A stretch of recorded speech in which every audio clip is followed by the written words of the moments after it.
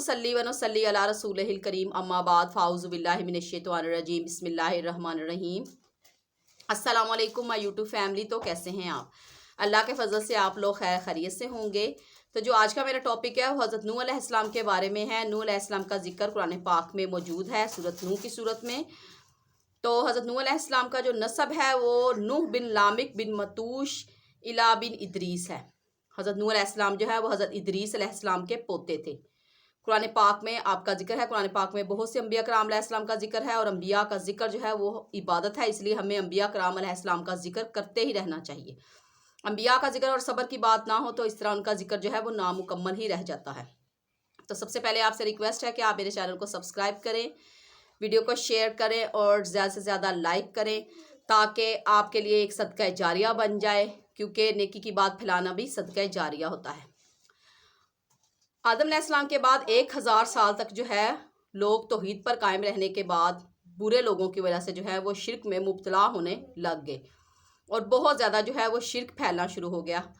इनमें से चंद लोग ही थे जो नेक थे और उन चंद लोगों को जो है वो लोग पसंद भी बहुत करते थे उनकी नेकी और अच्छाई की वजह से, और इस कदर उनको पसंद करने लगे जैसे आज के हमारे ज़माने में उलमा सालेहीन के जो हैं वो उनकी शान में कसीदे पढ़े जाते हैं। इस तरह वो लोग भी उनके बारे में बहुत ज़्यादा इस कदर शान में कसीदे पढ़ते थे कि आहिस्ता आहिस्ता वो लोग शिर्क की तरफ जो है वो चलना शुरू हो गए और उन लोगों को इस कदर ऊंचे मुकाम पर ले गए कि उनको अल्लाह ताला का रुतबा, मतलब माबूद का रुतबा दे दिया उन लोगों ने, नाउज़ बिल्लाह।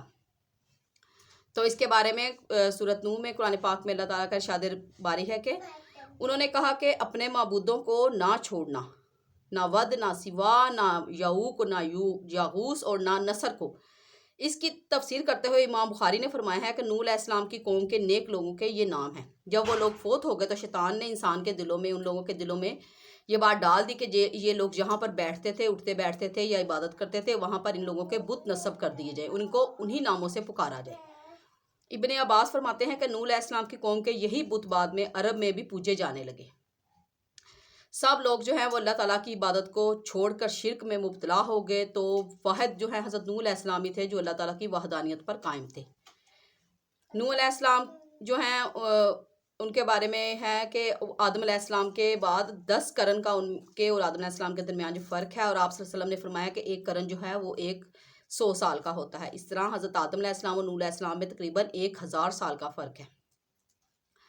आहिस्ता आहिस्ता जो है वो शिर्क आम होता गया, अल्लाह ताला की इबादत ख़त्म होती गई, तो अल्लाह ताला ने हज़रत नूह अलैहिस्सलाम को मबूस फरमाया और इन्होंने इस दावत में बहुत ही ज़्यादा मुशक्क़त उठाई।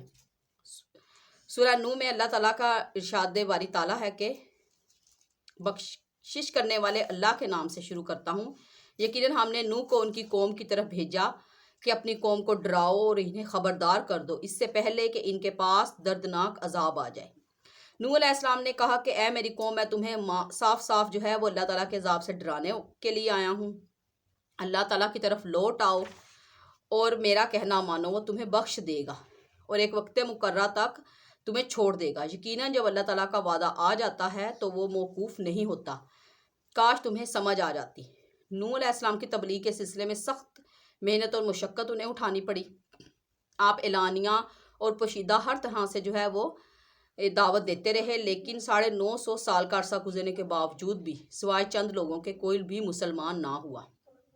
तो नूह अलैहिस्सलाम ने अल्लाह ताला से दुआ की कि ऐ अल्लाह, मैंने दिन रात अपनी कौम को तेरी तरफ बुलाया है, लेकिन वो लोग मेरी बात सुनकर जो है अपने कानों में उंगलियां ठूंस लेते हैं और मुझे देखकर अपने मुंह पर कपड़ा डाल लेते हैं कि हम तुम्हारी शक्ल देखना नहीं पसंद करते। ऐ अल्लाह, ये लोग तेरी बातें सुनना पसंद नहीं करते और मैं इन्हें बहुत समझाता हूँ कि तेरी बख्शिश तलब करें, लेकिन वो लौटने वाले नहीं हैं। इस वक्त इनकी कौम में एक बहुत ही मगरूर बादशाह हुआ करता था और वो लोगों को कहता था कि नूह अलैहिस्सलाम की बातों पर जो है वो कान ना धरो, तुम लोग अपने माबूदों की जो है वो पूजा करते रहो। वो लोग मुसलसल हज़रत नूह अलैहिस्सलाम को इग्नोर करते रहे।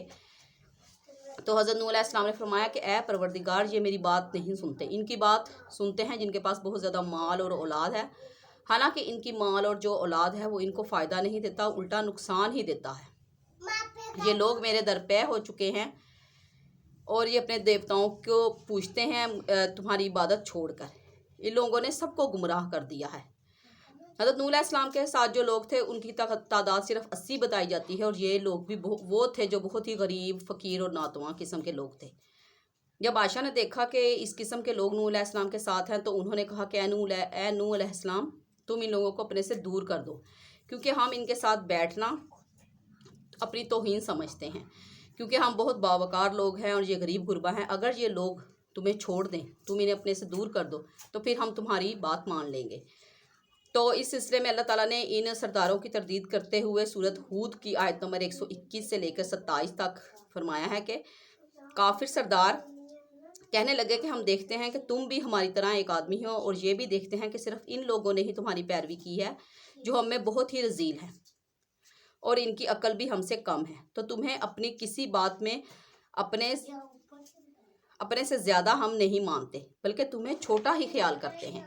نوح علیہ السلام نے کہا کہ اے سردارو، بتلاؤ تو صحیح، اگر میں اپنے رب کی طرف سے جو دلیل آئی ہے اس پر قائم رہوں، اور اس نے میری مہربانی سے مجھے سرفراز فرمایا ہے، اور وہ چیز تم سے چھپی ہوئی ہے، اور میں تمہیں زبردستی تمہارے سر نہیں مونڈ دوں گا اسے، حالانکہ تم اس سے بے پرواہ ہو۔ میری قوم والوں میں تم سے اس پر کوئی مال نہیں مانگتا، میرا تو رب تو اللہ تعالیٰ ہی ہے، اور میں ان کو نکال نہیں سکتا، کیونکہ اللہ تعالیٰ کے بعد یہی لوگ میرے جو ہیں وہ مددگار ہیں، اور تم لوگ میری بات میں کبھی بھی غور و فکر نہیں کرتے۔